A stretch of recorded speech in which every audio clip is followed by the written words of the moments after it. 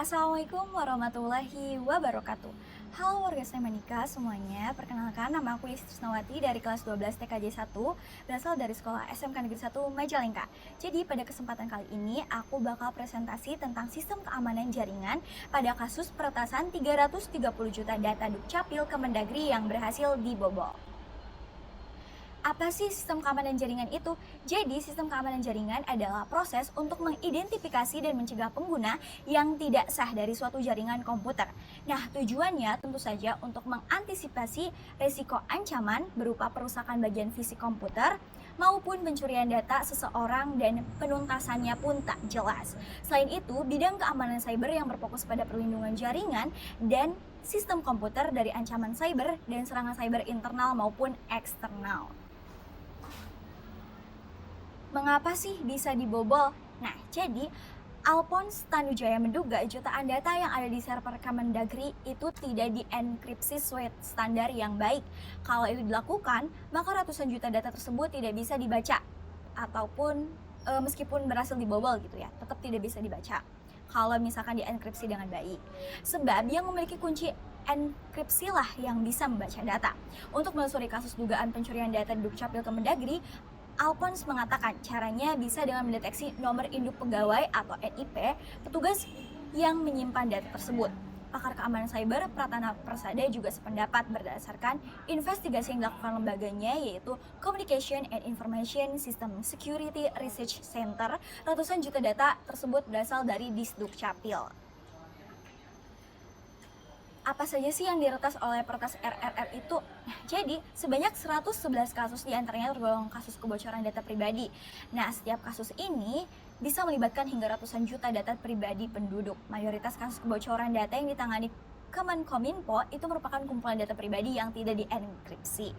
Secara umum, kebocoran data pribadi di Indonesia pernah menimpa data peserta Badan Penyelenggara Jaminan Sosial atau BPJS Kesehatan, data pemilih tetap pemilu 2024, data pelanggan PT Perusahaan Listrik Negara atau Persero, data pelanggan penyedia jasa telekomunikasi seluler, hingga data wajib pajak yang baru-baru ini bocor teman-teman semuanya. Selain itu juga, peretas RRR menawarkan sejumlah data dari negara lain. Lalu dampaknya apa saja sih? Jadi, apabila nomor NIK dan KK itu bocor, informasi tentang keluarga si pemilik data ini bisa diidentifikasi untuk keperluan kejahatan. Begitu pula dengan kebocoran nomor ponsel, warga sebagai subjek atau subjek data tidak hanya menjadi sasaran spam atau spam marketing, nah tetapi juga kejahatan via ponsel. Sayaman Indonesia Cyber Security Forum Ardi Suteja menambahkan, apabila jenis-jenis data pribadi bocor, cukup diperlukan NIK, nama lengkap sesuai dengan akte kelahiran, dan alamat domisili terdaftar untuk menjadi pintu awal peretas bertindak kriminal. Bukan cuma pembuatan dokumen palsu, bisa juga pembobolan rekening bank, nasabah, dan lain-lain. Lalu gimana sih teknik-teknik keamanan cyber? Yang pertama yaitu dengan enkripsi.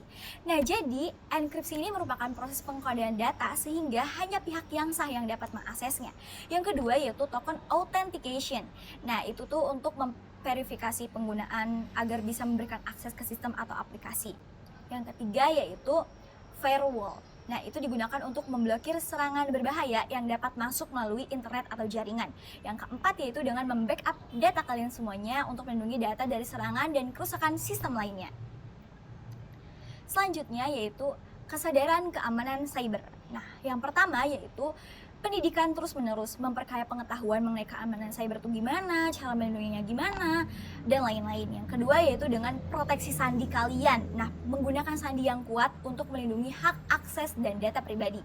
Yang ketiga yaitu kredensialisasi dan sertifikasi cyber security. Nah, ini mendapatkan kualifikasi yang meningkatkan kualitas keamanan kita. Lalu, cara untuk mengatasi dari serangan cyber itu gimana sih? Yang pertama yaitu kalau misalkan virus atau malware, yaitu install software antivirus. Yang kedua yaitu phishing, waspadai email yang dibuat dengan nama domain palsu atau mengambil alih nama domain yang sudah ada. Itu serangan, ada gunakan layanan cult untuk melindungi server dan mengalihkan trafik yang tidak diinginkan. Terus yang keempat yaitu tidak memperbarui software. Jadi kita harus memperbaikinya dengan teratur gitu ya, dan pastikan firewall kita tuh ditingkatkan, jangan stuck di situ terus. Jadi kalau misalnya stuck itu ada kemungkinan data-data kita tuh bisa dibobol teman-teman semuanya. Baik, presentasi pada sistem keamanan jaringan kasus ini telah selesai ya.